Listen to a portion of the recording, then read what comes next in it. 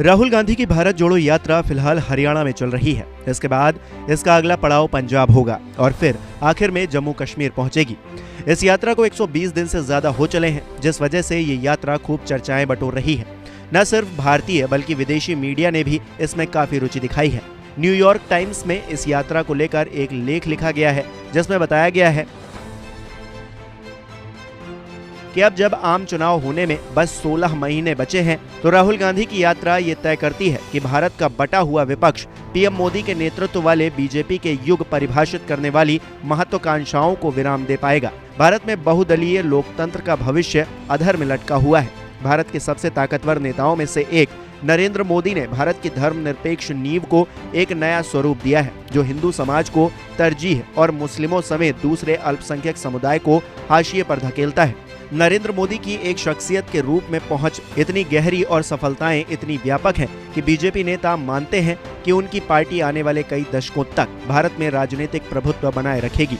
British अखबार guardian लिखता है कि ये पूरा अभियान किसी अहिंसा सेना के विशाल सैन्य अभियान जैसा था। अलग अलग भाषाई समुदायों और पृष्ठभूमियों के लोगों को इस मार्च में शामिल होते देखना काफी दिलचस्प भरा था। राहुल गांधी को विपक्ष में रहते हुए गैर चुनावी महीनों में संभवतः पहली बार इतनी ज्यादा मीडिया कवरेज मिली होगी।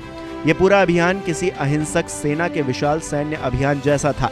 अलग अलग भाषाई समुदाय और पृष्ठभूमि के लोगों को इस मार्च में शामिल होते देखना काफी दिलचस्प भरा था। ये मिनी इंडिया का मार्च जैसा था।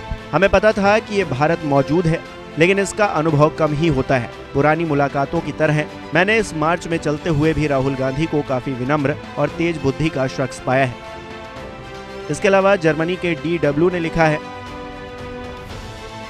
कांग्रेस पार्टी इस यात्रा के जरिए महंगाई, बेरोजगारी और सांप्रदायिक ध्रुवीकरण जैसे मुद्दे उठाकर न सिर्फ अपनी खोई राजनीतिक ताकत फिर से हासिल करना चाहती है, बल्कि वो राहुल गांधी को एक जननेता के रूप में स्थापित करना चाहती है। DW आगे लिखता है, एक राजनीतिक पार्टी जिसने अपने 100 साल के लंबे इतिहास में से ज्यादातर समय भारतीय राजनीति को दिशा दी है, वो अब 2024 के आम चुनाव से पहले किसी तरह खुद में एक नई जान फूंकने के लिए छटपटा रही है।